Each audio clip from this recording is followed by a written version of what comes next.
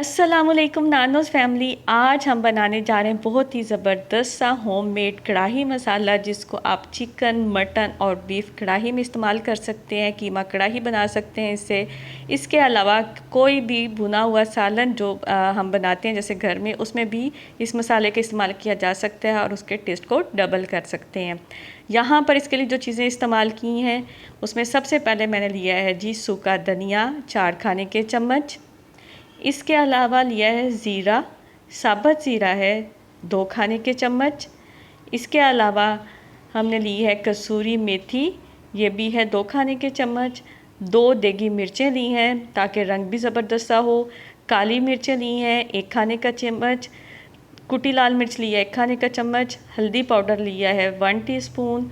सुरख मिर्च पाउडर लिया है 1 टीस्पून। गरम मसाला लिया है 1 टेबलस्पून। नमक लिया है 1 खाने का चम्मच।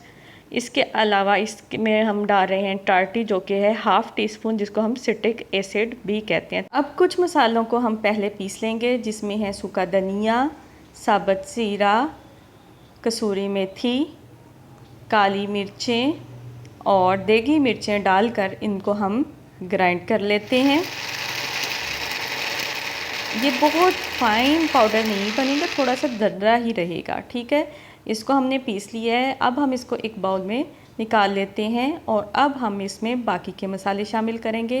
यहाँ पर हम इसमें शामिल करने जा रहे हैं कुटी लाल मिर्च, हल्दी पाउडर, अब शामिल कर देते हैं सुरख मिर्च पाउडर। इसके अलावा इसमें जाएगा गरम मसाला पाउडर, ये घर पर बनाया हुआ है। अगर आपको इसकी रेसिपी चाहिए तो भी मुझे कमेंट सेक्शन में बताइएगा। सॉल्ट शामिल कर देते हैं।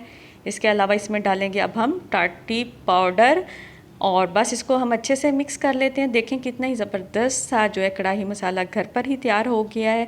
अब हम इसको एक एयर टाइट कंटेनर में मुंतकिल कर देंगे और इसको आप 1 साल तक स्टोर कर सकते हैं। इसके अलावा भी आपको अगर होममेड मसालों की रेसिपीज़ चाहिए तो आप मुझे कमेंट करके बता सकते हैं। इंशाल्लाह मैं आपके लिए और भी घर के बने हुए मसालों की रेसिपी लेकर आऊँगी। अगर आज की रेसिपी अच्छी लगे तो लाइक और शेयर करना ना भूलिएगा।